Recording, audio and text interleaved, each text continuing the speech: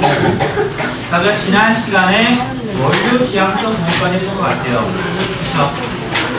시작까지 했어요? 시장 지향성 공업까지 했으면 오늘 많이 했네.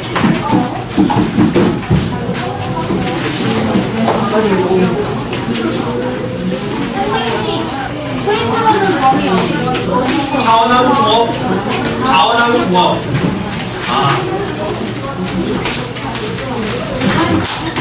자, 여기 맞아. 이제 여기 보자.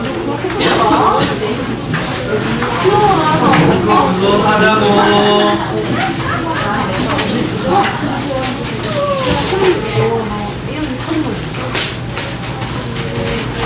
자, 이제 입지 유형 가운데 원료 지향성, 시장 지향성, 그 다음에 이제 설명할 게 적환지 지향 공업이라는 게 있어요. 그러니까 말 그대로 적환지에 입지할 경우 이득이 나기 때문에 운송수단이 바뀌면 배에서 기차로, 배에서 자동차로 그걸 적환지라고 한다고 지난해 설명해 줬죠. 자, 그래서 그곳에 입지하려고 하는 공업들. 자, 이런 공업은 어디에 해당하냐면 우리나라 대부분의 공업이 사실은 그래요. 외국에서 원료를 수입하고 그다음 이걸 다시 제품으로 만들어서 수출을 해야 되니까 얘는 바닷가 지역, 임해 지역에 입지하려고 그러더라.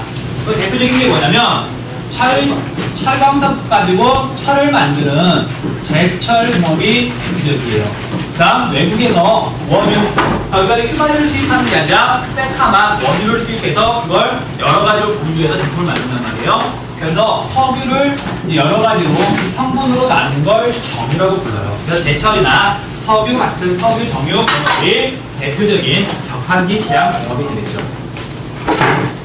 뻔한 거니까 넘어갈게요.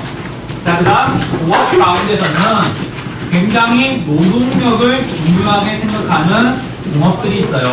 대표적으로 경공업, 돈 만드는 거 또는 젊은 여자애들, 어린 여자애들이 쭉 서가지고 컨베이어벨트에 전자제품이 누가 가면은 뭔가를 막 조립하는 그런 모습이 있죠. 자, 얘들은 첨단 기술이나 고급 노동력이 아니라 단순 노동이잖아. 그래서 그런 노동력을 많이 필요로 하는 공업들도 있어요. 자, 그래서 대표적인 게 섬유, 돈 만드는 거. 디자인 아니야? 그냥 단순한 옷감 만드는 것들. 그 다음 두 번째, 전자조립. 첨단 기술 아니에요. LCD 만드는 거 아니야. 이런 기술 개발이 아니라 정말 단순하게 조립하는 거. 그 다음 또 하나, 신발 같은 것도 대표적인 노동 지향 공업 가운데 하나예요. 자, 좀 이따 공업 지어갈 때 한 번 더 정리를 하겠지만 대표적인 도시 하나씩만 알려줄게요. 자, 섬유로 유명한 곳은 어디냐면 대구예요. 아마 아는 사람 있을 거야. 그 다음 전자조립으로 유명한 곳은 구미라는 도시가 있어요. 대구가 이렇게 있으면 대구의 북서쪽에 바로 붙어있는 동네예요. 그래서 대구랑 구미는 똑같이 소우지. 지역 특성이 똑같아요. 그 다음 신발로 유명한 곳은 자, 믿거나 말거나인데 한 20여 년 전, 30여 년 전에는 우리나라에서 나이키 신발 있죠? 그거 거의 다 만들었었어요. 어디서 만들었냐면 부산에서. 물론 지금은 그 비중이 많이 줄었지만 부산은 여전히 신발로 되게 유명한 곳이에요. 좀 이미지가 다르죠? 부산하고 신발하고. 그래서 알아주셔야 돼요. 잘 몰라 애들이 시험지에 나오면. 그래서 신발하면 무조건 부산이에요. 자, 그 다음 한국지에 나오지 않기 때문에 이건 말로만 하고 넘어갈게요. 공업을 하는 데 있어서 전기가 되게 많이 필요한 공업이 있어요. 알루미늄 재련하는 거. 텔레비전 하면 알 거예요. 그 알루미늄의 원료가 되는 보크 사이트는 열대 지방에서 나오지만 그 알루미늄 공장들은, 재련 공장들은 그 곳이 아니라 대부분 선진국에 위치하죠. 전기가 풍부하니까. 근데 우리나라에는 그러기에 해당하는 게 없으니까 얘는 S, T.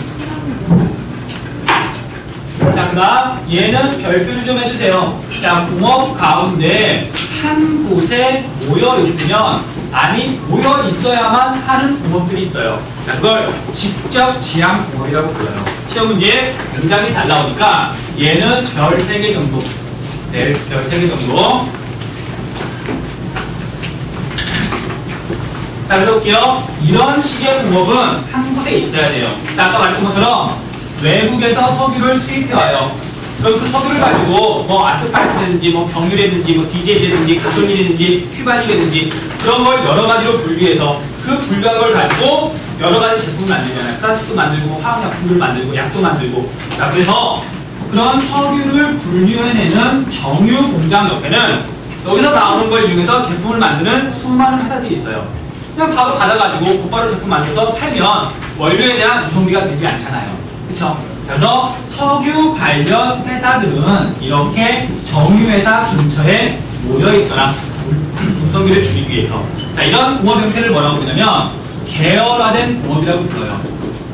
여기서 나오는 거 가지고 다른 데서 연결돼서 쭉 제품을 만들어냅니다. 그래서 계열화된 공업, 계열이라는 말 기억해주세요. 이 공업은 한 곳에 모여있으니까 그러더라. 자, 대표적인 건 석유화학이 되겠죠. 석유 관련 공업들, 얘네들은 한 곳에 모여있다는 거.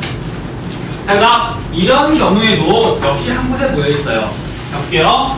자동차에 들어가는 부품들은 대략 3만여 개가 돼요. 또 어떤 회사는 타이어만 만들고, 어떤 회사는 뭐 볼트만 만들고, 뭐 시트만 만들고, 유리만 만들고, 이런 여러 부품 회사들이 만든 부품을 가지고 우리가 알고 있는 현대나 뭐 기아나 대우나 그런 회사들이 단순히 조립만 해가지고 상표 붙여서 파는 거예요.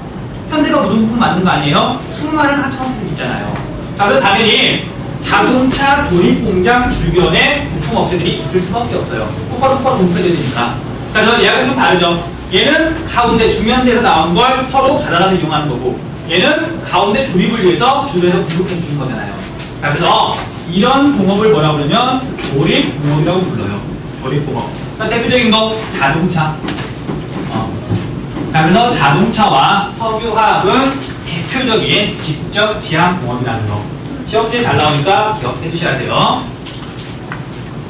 그래서 계열이라는 말, 조립이라는 말 구분해야 돼요. 형태가 다르니까. 자, 마지막으로 이런 경우에도 그와 관련된 회사들이 모여있는 경우가 있어요. 자, 어떤 경우냐면은 같은 업종에 있는 기업이 해야 되나? 이런 식이에요. 자, 우리가 책이라 그러면 한 회사에서 다 만들 것 같지만 실제로는 책을 만드는 회사들은 출판사들은 규모가 되게 작아요. 그래서 어떤 곳에 가면 책 표지 디자인만 하는 회사가 있어요. 그다음 거기에 맞는 종이를 공급만 하는 회사가 있어요. 그 다음 여기 인쇄하기 전에 그걸 원판이라고 그러는데 원판만 만들어주는 회사가 있어요. 그리고 인쇄만 하는 회사가 따로 있고, 그 다음 이걸 뭐 배달만 하는 회사가 따로 있고. 그래서 인쇄 출판과 관련된 회사들은 규모가 크지 않기 때문에, 그리고 한 회사가 다 하는 게 아니기 때문에 한 곳에 모여 있어요. 대표적인 데가 어디냐면 충무로 있을 때 거기 가면 출판사가 되게 많아요. 그렇죠? 그래서 공동업체들, 인쇄 또는 출판업은 한 곳에 모여 있다는 거. 이것도 좀 기억해 주세요. 자, 설명 들어서 쭉 들어서 알고 있겠지만, 자, 석유화학은 직접 지향이기도 하지만 적합한 지향 공업이기도 해요. 그래서 어떤 공업이 한 분야만 해당하는 게 아니라 그 공업 특성을 봐서 여러 개에 해당할 수도 있다는 거. 그것도 좀 알아주시고요. 자, 마지막으로 공업 입지 유형 가운데